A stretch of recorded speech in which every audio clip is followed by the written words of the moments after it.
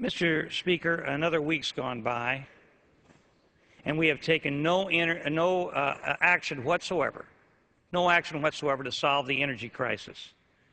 I listened to the majority leader during the 1 minute talking about what's going on next week as far as legislative action is concerned, and he said that even if there were more oil leases available, he said there are no drills available.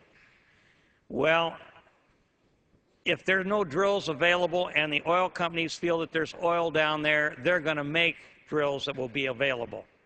The problem is on the oil leases that are available right now, the oil companies aren't finding sufficient oil to be able to put up a $2 billion oil platform to drill.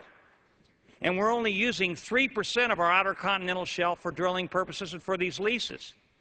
If we make more of the continental shelf available, these oil companies are going to go out there, they're going to get the oil. Geologically, they'll survey it. They'll find oil, and they will drill. They'll find the drilling capacity.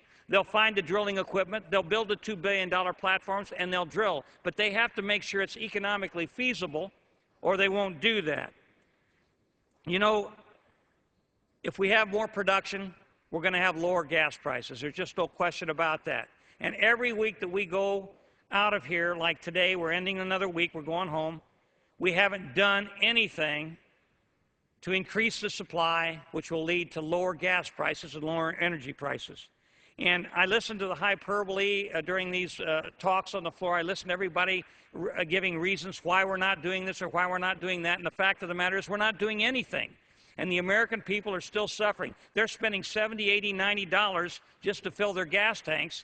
And they don't know what they're going to do. They can't get to work. They can't take their kids to school. It's affecting everything that we buy, our clothes, our food, everything.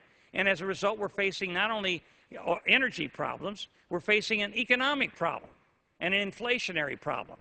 And we're not doing a darn thing about it. We need to drill wherever we can to find oil.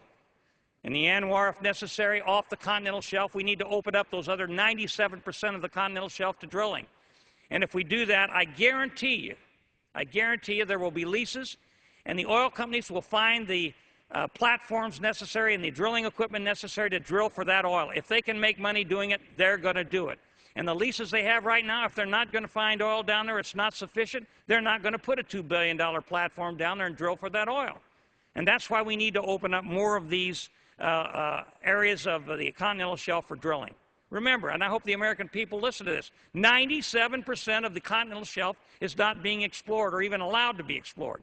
And that's terrible when we know we need energy, and we're sending $700 billion to the Saudis, to South America, and to other countries when we have that energy right here in America. Somebody said, well, it'll take 10 years to get that oil to market if we drill for it. Well, I don't think it'll take that long. But let's say it does.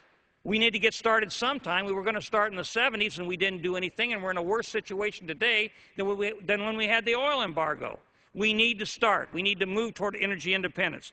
And I will submit to you, Mr. Speaker, that before the end of this session, before September 30th, we have an opportunity to end the moratorium on drilling off the continental shelf and elsewhere.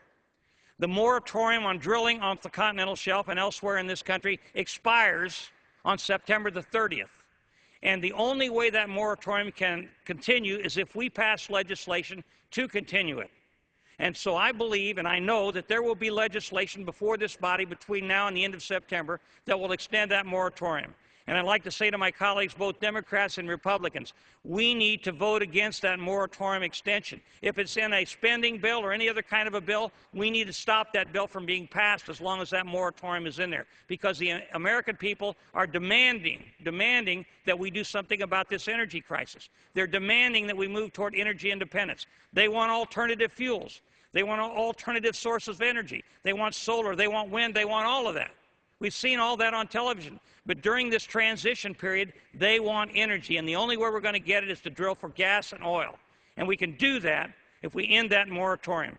So I'd like to say to my colleagues, Democrat and Republicans, let's get together in the next month, end that moratorium, not allow any legislation to go through that will extend that moratorium so we can move toward energy independence. And if you don't believe that the people of this country are concerned about it, go to any gas station in this country the next week when you're home or this weekend when you're home, and you'll find that everybody's madder than hell about this. I was getting gas the other day, and I heard a guy say to his child, "Come here, son, you want me to help? You want to help me spend some of your college education?" I'm not kidding. He didn't know I was there. He had a pickup truck, and he said to his son, "Come here, I want you to see how we're spending part of your college education." Mr. Speaker, we need to move toward energy independence. We need to drill, and we need to do it now. With that, I yield back the balance of my time. Ms. Brown from Florida.